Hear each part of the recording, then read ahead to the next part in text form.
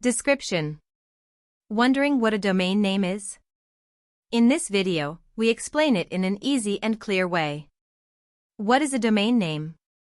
A domain name is the address you type into your browser to visit a website.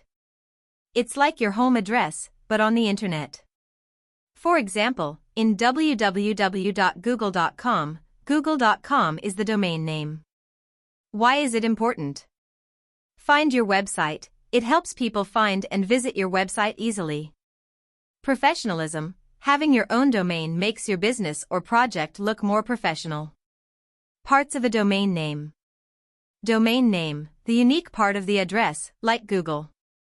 Extension, the part at the end, like .com, .org, .net. How to choose a good domain name. Simple and easy to remember, choose a short, easy-to-type name. Related to your project, it should be related to your content or business. How to get a domain name. Register, use a domain registration service, check if your desired name is available, and follow the steps to purchase it. Example. If your business is called Happy Bakery, a good domain could be happybakery.com. I hope this explanation helped you. Don't forget to subscribe for more simple and useful content about technology.